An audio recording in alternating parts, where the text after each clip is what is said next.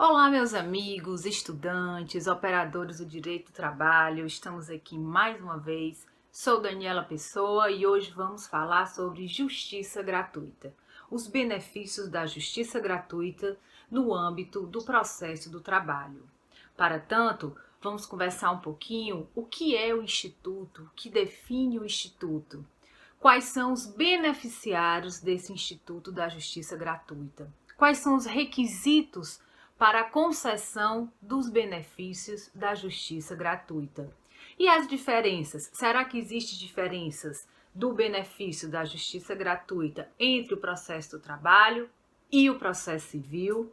E como é que fica o papel do sindicato diante das novas disposições trazidas acerca desse assunto pela Lei 13.467 de 2017, a chamada Reforma Trabalhista? Sou Daniela Pessoa, professora, mestre em Direito Privado, juíza do Tribunal Regional do Trabalho da 7ª Região. Parece-nos estranho falar um pouquinho de justiça gratuita, porque é um tema que não apresenta, via de regra, tanta controvérsia, ninguém fala muito, ninguém discute muito, mas é um tema de alta relevância e de alto impacto no processo do trabalho. A justiça gratuita é um instituto de natureza processual.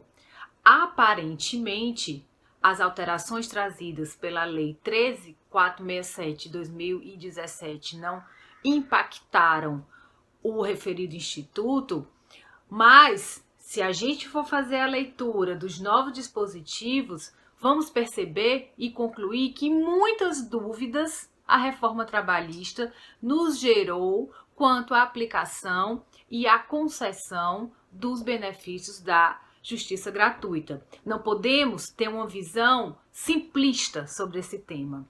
Pelo contrário, é uma visão complexa, é uma visão que vai envolver o acesso ao judiciário pelos que são tidos pobres na forma da lei, e a gente tem que definir alguns requisitos e critérios e fazer uma interpretação legal de modo a entender melhor qual foi o intuito, qual foi a finalidade do legislador em acrescentar o parágrafo 3º ao artigo 790 da Consolidação das Leis do Trabalho. Pois bem, o que é a justiça gratuita? Se a gente vai adentrar na nova legislação, nos preceitos da reforma trabalhista, a gente tem que primeiro entender o que é o instituto. A justiça gratuita é o benefício que garante a isenção do pagamento das despesas processuais pelaquele beneficiário tido como pobre na forma da lei. Os benefícios da justiça gratuita são concedidos a quem não tem condição de arcar com as despesas financeiras decorrentes do processo. Para que a pessoa possa demandar em juízo, ela tem que pagar as custas judiciárias, ela tem que pagar taxas, ela tem que pagar emolumentos, ela tem que pagar o perito, que é um terceiro, que pode vir a atuar no processo. O custo do serviço, ele é pago pela parte que vem buscar o socorro ao judiciário. Ocorre que não é todo mundo que tem a condição financeira, sem o prejuízo da sua subsistência, de demandar em juízo, de arcar com esse custo processual. E para evitar que essa pessoa não fique privada de se socorrer do judiciário, a lei vem disciplinar os benefícios da justiça gratuita. É um direito, é um benefício que decorre de um bem fundamental maior, de um bem, de um direito constitucional de acesso à justiça. Direito este que está previsto no artigo 5º da nossa Constituição Federal. Os direitos, decorrentes dos benefícios da justiça gratuita estão intrinsecamente ligados com o direito constitucional e fundamental de acesso à justiça previsto no artigo 5º da Constituição Federal. Não é um direito ilimitado, não é um direito que vai ser deferido indistintamente para todos. Não, é um direito que ele será garantido. Na verdade, é um benefício, o não pagar as despesas processuais é um benefício que será concedido desde que determinada pessoa ela preencha os requisitos previstos em lei, que tem que ser analisado dentro do processo. Como já disse, hoje a gente muda um pouco o enfoque. A gente vai tratar de direito processual. Os benefícios da justiça gratuita, a justiça gratuita, ele é um instituto de natureza processual. A disciplina dessa gratuidade da justiça, no âmbito do processo do trabalho, ela veio com a Lei 5.584 de 70. A disciplina está lá. E a reforma trabalhista, Lei 13.467 de 2017, veio acrescentar o parágrafo 3º, a consolidação das leis do trabalho. Aparentemente, há quem defenda que houve um conflito entre as duas normas. E a gente vai ver que não, que a disciplina das duas normas permanecem e a disciplina das duas normas, ela é compatível. Uma norma é compatível com a outra. Então, a gente encontra no processo do trabalho a disciplina legal acerca dos benefícios da justiça gratuita, tanto na Lei 5.584 de 70, como no artigo 790, parágrafo 3º da consolidação das leis do trabalho. Pois bem, meus amigos, e quem são os beneficiários da justiça gratuita, dos benefícios da justiça gratuita? A justiça gratuita, a concessão desse benefício, ela decorre da aplicação legal. Então, a própria lei já prevê quem são os destinatários e quais os requisitos que estes devem preencher. A quem é outorgado o benefício são aqueles considerados pobres na forma da lei. São os pobres na forma da lei. A lei vem dizer, né, qual é esse grau de insuficiência de recurso. Interessante notar que a Lei 5.584 de 70, diferentemente do Código de Processo Civil, garante que o beneficiário da justiça gratuita ele está isento do pagamento de custas, emolumentos, translados, instrumentos e de honorários periciais. Se a gente for pegar o rol do artigo 98 do Código de Processo Civil, a gente vai ver que a gratuidade da justiça ela vai abranger um número bem maior de despesas processuais.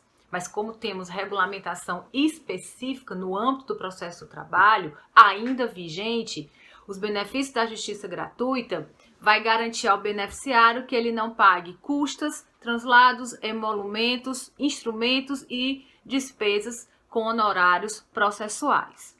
Bom, definido que os beneficiários são os pobres na forma da lei, quais são os requisitos que esses beneficiários têm que comprovar para que o juiz possa, no caso, lhe outorgar o benefício, lhe conceder o benefício? A Lei 5.584 de 70 vem determinar que é garantida a justiça gratuita aos que percebam pelo menos até 2 salários mínimos.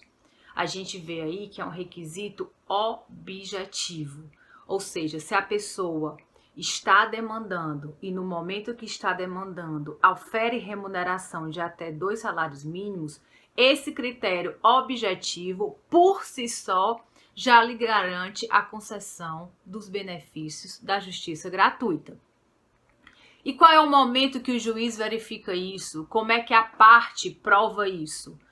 Ela vai requerer no momento do ajuizamento da ação ou no primeiro momento que ela seja compelida a falar nos autos. Como é que ela comprova? Se ela está trabalhando, ela vai juntar, obviamente, o comprovante da respectiva remuneração. Isso pela Lei 5.584 de 70. Ok? Pois bem, e pela consolidação das leis do trabalho? Pela consolidação das leis do trabalho, a gente vai para o artigo 790, parágrafo 3º da CLT. Ele diz que é garantido os requerimentos, os benefícios da justiça gratuita, aquele que perceba, aí temos o critério também objetivo, o limite de até 40% do valor máximo do benefício destinado pelo regime geral de previdência social e pelo critério subjetivo, aquele que declare a insuficiência de recursos. Então, pelo critério objetivo, a parte que demande em juízo e que esteja, no caso, empregada e perceba até 40% do valor estipulado para os benefícios concedidos pelo regime geral de previdência social, o juiz verificando esse fato concreto, obviamente que a parte vai comprovar com a respectiva remuneração, ele pode, de ofício ou a requerimento, o juiz já pode conceder, inclusive de ofício, não precisa nem pedir, os benefícios da justiça gratuita. E aí, o critério objetivo, seja pela Lei 5584 de 70, seja pelo artigo 790, parágrafo 3º da CLT, eles não geram muitas dúvidas. A parte requer e comprova a remuneração. Observem que as duas leis é bem clara. Fala que aos que perceberem remuneração e não superior a 2 salários mínimos ou a 40% do teto dos benefícios, né, outorgados aí pelo regime geral da Previdência Social. Então, o critério legal induz que a pessoa esteja, de fato, trabalhando, laborando. Então, ela vai, requer e junta o comprovante da respectiva remuneração. Se não for por esse critério, a gente vai pelo critério subjetivo, também previsto nas duas legislações, que é a insuficiência de recurso. A parte, e aí não importa se ela esteja trabalhando, se ela não está trabalhando, aí não vai importar se ela ganha mais do que os respectivos tetos, se ganha menos que os respectivos tetos, ela vai apenas declarar que ela não tem condição de demandar em juízo, de se socorrer do Poder Judiciário, pagando as despesas processuais. Ou seja, ela vai declarar que ela não tem condição de demandar em juízo sob prejuízo da sua própria subsistência. E aí, ao declarar isso, ela vai requerer os benefícios da justiça gratuita. Nesse caso, existe uma controvérsia no sentido de que, com a reforma trabalhista, será que essa mesma parte precisaria comprovar essa insuficiência de recursos? Ou ela basta declarar da forma que já era sedimentado pela jurisprudência do Tribunal Superior do Trabalho por meio da súmula 423? Veja bem, o dispositivo legal, as novas disposições legais não trataram sobre esse assunto, né, sobre esse requisito específico. A gente vai se socorrer do que tem lá no Código de Processo Civil, que a mera declaração gera uma presunção de veracidade do que está sendo declarado. Então, com fundamento no artigo 99 do CPC, aplicável subsidiariamente ao processo do trabalho, continua valendo para se confirmar se utilizado o critério subjetivo para fins de concessão dos benefícios da justiça gratuita, a mera declaração do estado de pobreza, previsto tanto na 5584 de 70, como no 790 novo, parágrafo 3º da Consolidação das Leis do Trabalho. Porém, essa declaração gera uma presunção de veracidade da insuficiência de recurso alegado. Pode a parte contrária impugnar a respectiva declaração, dizer o seguinte: olha, não é verdade, ele tem condição de arcar com todos os custos do processo. Ele é autônomo, ele recebe uma renda por fora, ele recebe determinado benefício previdenciário. Se a parte contrária alegar que a declaração é falsa, ela vai ter que fazer a prova de sua alegação. Portanto, a mera declaração de próprio punho pela parte interessada ou pelo patrono vai valer como documento hábil a permitir que o juiz conceda os benefícios de justiça gratuita ao postulante, tal qual como era anteriormente à vigência da Lei 13.467 de 2017, né, a chamada reforma trabalhista. Então, as duas leis, como já foi dito, elas caminham junto.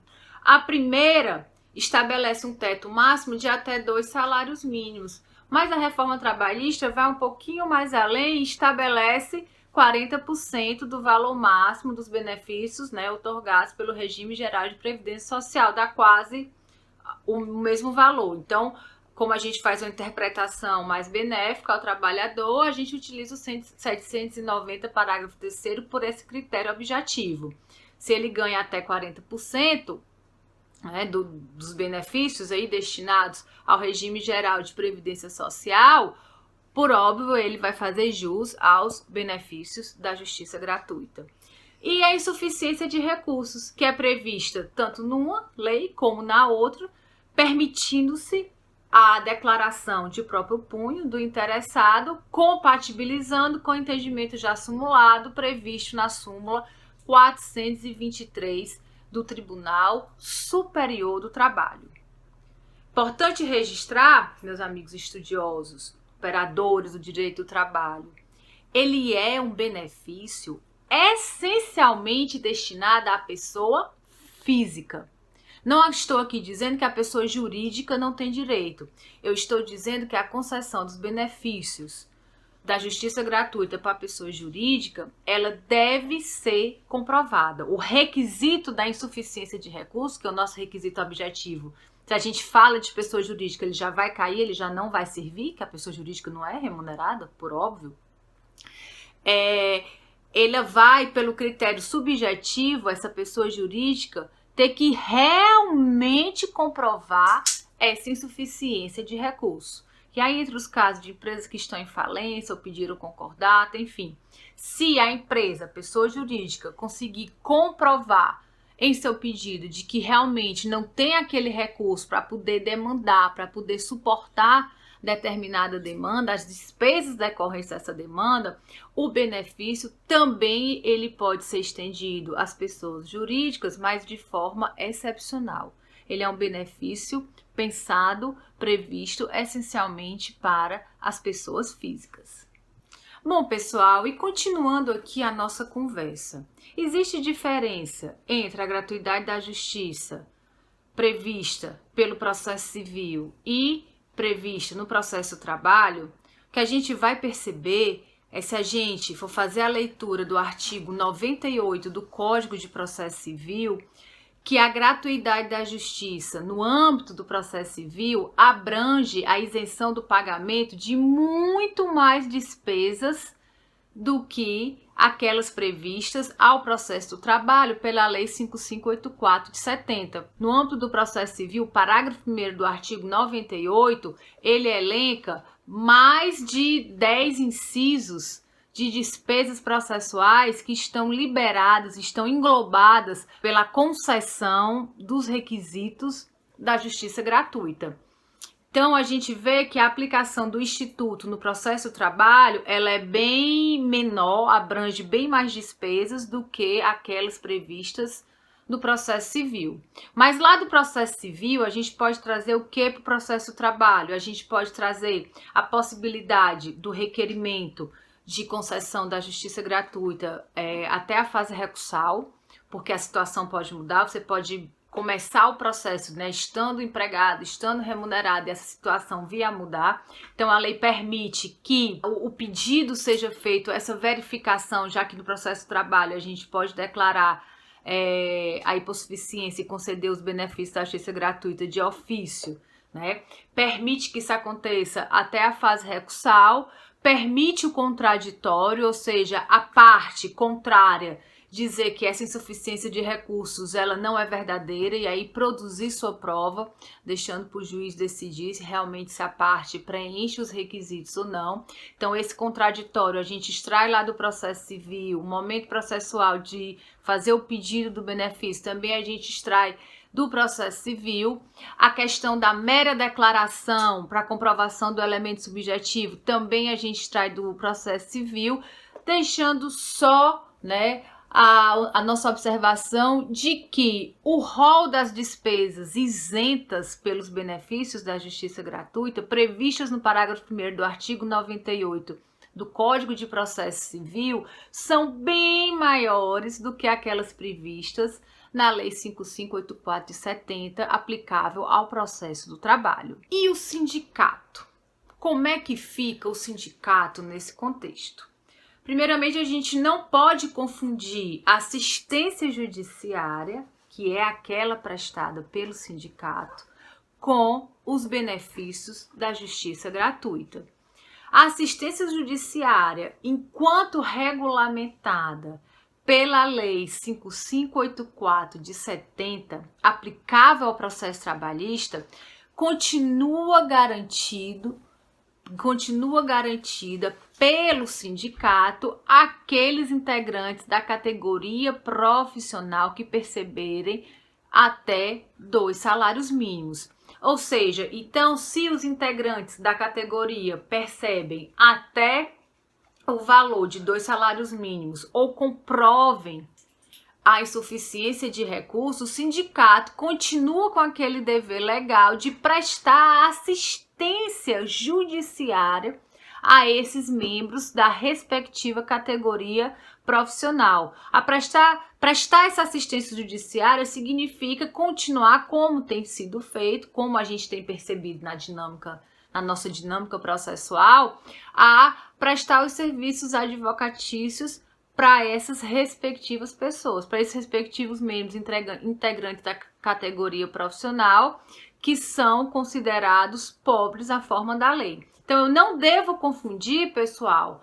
a gratuidade da justiça com a assistência judiciária. A assistência judiciária prestada ao sindicato também vai se utilizar desses requisitos, objetivos e subjetivos, mas é o dever legal que se impõe a que o sindicato acompanhe processualmente, promova o patrocínio da causa em benefício desse integrante de respectiva categoria profissional.